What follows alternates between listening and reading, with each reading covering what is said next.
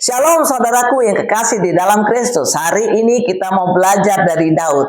Ada tertulis dalam 2 Samuel 5 ayat 19 dan 20 yang menyatakan Tuhan yang menerobos.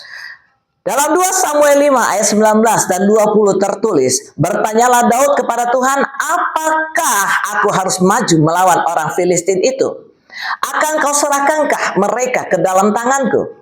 Tuhan menjawab Daud, majulah, sebab aku pasti akan menyerahkan orang Filistin itu ke dalam tanganmu. Lalu datanglah Daud ke Baal Perazim dan memukul mereka kalah di sana.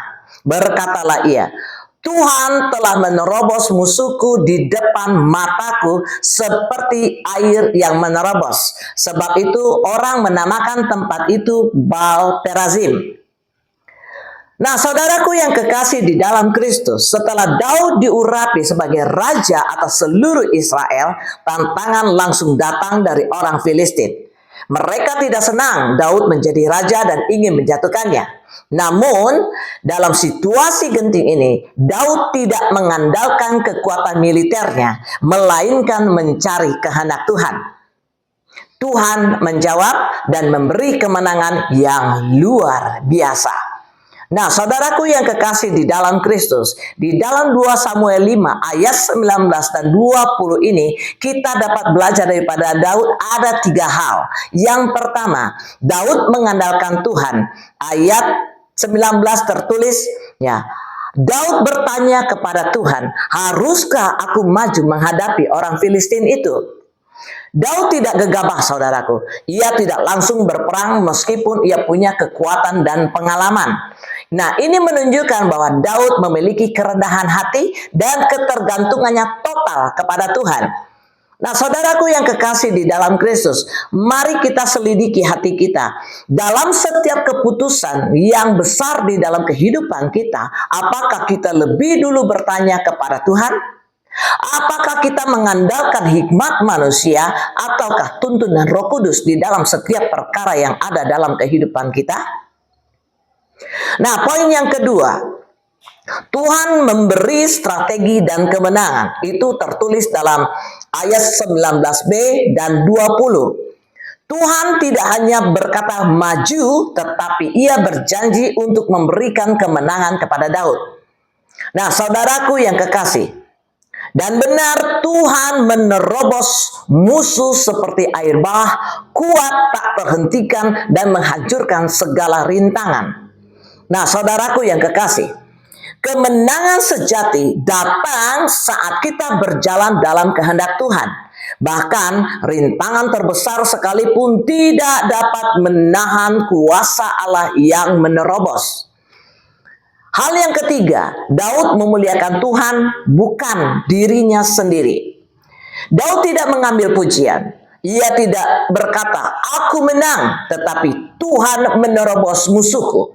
Ia bahkan menamai tempat itu Baal Perazim, yang berarti Tuhan yang menerobos. Nah, saudaraku, dalam setiap keberhasilan hidup kita, kepada siapa kita memberikan kemuliaan? Apakah orang melihat Tuhan melalui hidup dan kesaksian kita? Nah, saudaraku yang kekasih di dalam Kristus, mungkin dalam hidup kita ada musuh-musuh yang mengepung, diantaranya masalah, tekanan, dosa, ketakutan, atau kekhawatiran. Belajarlah dari Daud. Bertanya kepada Tuhan, bukan bertindak sendiri. Percaya bahwa Tuhan sanggup menerobos setiap tembok-tembok yang menghadang kita. Dan memuliakan Tuhan atas setiap kemenangan yang Tuhan sudah berikan kepada kita. Nah, coba kita bayangkan saudaraku, bendungan yang jebol, air deras mengalir dengan kuasa yang tidak dapat dihentikan. Seperti itulah cara Tuhan bekerja saat Dia memutuskan untuk bertindak dalam hidup kita.